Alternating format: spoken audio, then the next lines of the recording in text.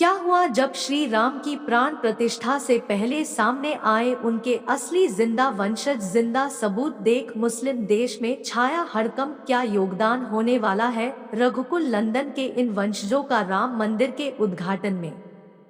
आखिर कौन है सूर्य वंश के कुल को आगे बढ़ाने का दावा करने वाले ये लोग, और क्या है इनकी पूरी सच्चाई? अगर आप भी जानना चाहते हैं तो वीडियो के अंत तक हमारे साथ बने रहेगा। दोस्तों, स्वागत है आपका हमारे मंजू सचान चैनल पर। आगे बढ़ने से पहले वीडियो को लाइक करके चैनल को सब्सक्राइब कर लीजिए। चलिए वीडियो में आगे बढ़ते हैं।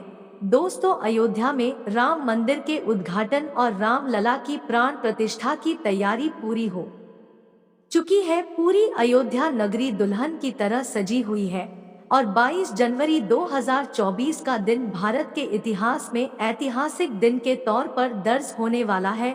ऐसे में भारत के माननीय प्रधानमंत्री जी से लेकर बड़ी से बड़ी हस्तियों को इस महान समारोह का साक्षी बनने के लिए आमंत्रित किया गया है। लेकिन अयोध्या के राजा श्री राम जब सालों बाद अपनी नगरी में लौट रहे हैं, तो ऐसे में उनके वंशजों का फिर से अस्तित्व में आना और राम की प्राण प्रतिष्ठा में भागीदारी निभानी बेहद जरूरी हो जाता है। दोस्तों, आपको बता देते हैं कि श्री राम रघुवंशी थे। इस वंश की जड़ें इक्ष्वाकु और सूर्य वंश से जुड़ी रही है।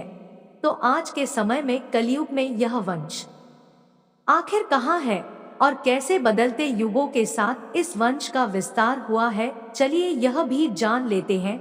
दोस्तों, हिंदू धर्म के पौराणिक महाकाव्य रामायण में बताया गया है कि जब श्री राम ने वनवास से लौटने के बाद एक धोबी के कहने पर अपनी पत्नी माता सीता का त्याग किया था, तो माता सीता वाल्मीकि जी के आश्रम में जाकर रहने लगी। वहां उन्हें लव और कुश नाम के पुत्र प्राप्त हुए। लेकिन माता सीता के वियोग के बाद भी श्री राम ने कभी दूसरा विवाह नहीं किया और मर्यादा पुरुषोत्तम बने रहे। और जब लव और कुश को अपने पिता श्री राम के बारे में पता चला, तो माता सीता ने धरती में समाधि ले ली। इसके बाद श्री राम ने लगभग 1100 सालों तक अयोध्या पर शासन किया और उसके बाद अपने पुत्रों और अपने भाइयों के पुत्रों को सारा राज सौंपकर खुद जल समाधि ले ली। और श्री राम के बाद उनके पुत्र लव और कुश ने इस वंश को आगे बढ़ाया। समाधि लेने से पहले श्री राम ने कुछ को दक्षिण कौशल कुशास्थली और अयोध्या राज्य सौंपा। वहीं लव को पंजाब का राज्य सौंपा गया और लव में लाहौर को अपनी राजधानी बनाया। इनके अलावा श्री राम के भाई भरत के 2 पुत्र का मणिभद्र और पुष्कर थे। लक्ष्मण जी के पुत्र चित्रांगद और चंद्रकेतु और शत्रुघ्न जी के पुत्र सुबाहु और भद्रासेन थे। मथुरा का नाम पहले सुरसेन था, इसीलिए पूरा राज्य इन सभी में बांटा गया। बताया जाता है कि जब श्री राम जल समाधि लेने जा रहे थे तो वह भारत का राज्याभिषेक करना चाहते थे, लेकिन वे नहीं माने। तो इसीलिए श्री राम ने दक्षिण कौशल प्रवेश यानी छत्तीसगढ़ में कुछ और उत्तर कौशल में लव का अभिषेक किया। इसके बाद राजा लव से राघव राजपूतों का जन्म हुआ, क्योंकि लाओस और लाहौर में राज्य करने के बाद यह गुजरात गए, जहां उन्होंने सिसोदिया वंश की नींव रखी, जिनमें बड़ गुजर गया और सिकरवार उनका वंश चला। इनके अलावा से सिसोदिया राजपूतों के वंश में बैसला और गहलोत भी लव के वंश के भावी राजा हुए। हालांकि इस समय के वंशज कहा है,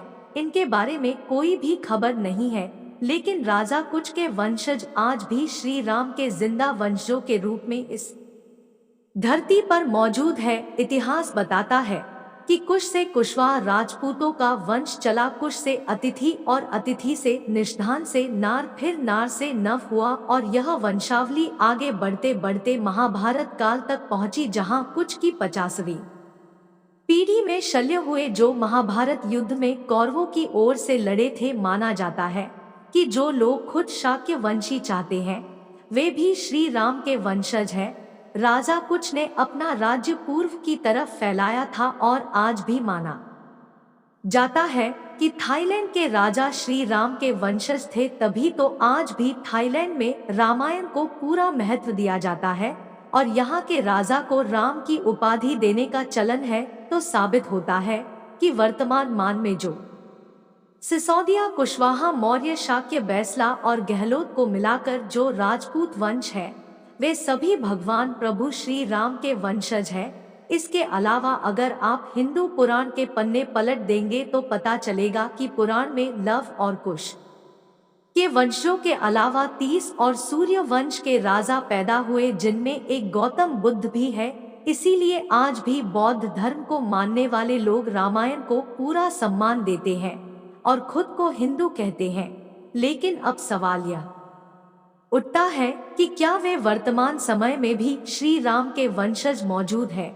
और हजारों साल पहले श्री राम के वंशजों के इतिहास का सवाल फिर क्यों उठाया गया, तो आपको बता दें कि 2019 में जब श्री राम मंदिर मामले की सुनवाई हुई, उस दौरान सुप्रीम कोर्ट में श्री राम के वंशजों के बारे में प्रश्न उठाया गया था। फिर जब अयोध्या में श्री राम मंदिर की नींव रखी की गई तो यह मांग की गई थी, क्या आज भी श्री राम के वंशज धरती पर जिंदा है?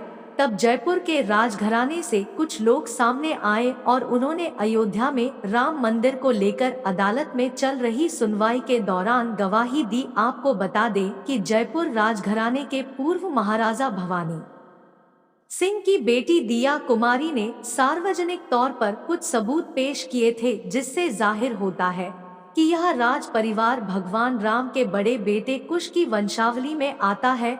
वह कुशवाहा वंश के वंशज है। दिया कुमारी पूर्व राजकुमारी और राजस्थान के राजसमंद से मौजूदा भाजपा सांसद रह चुकी है।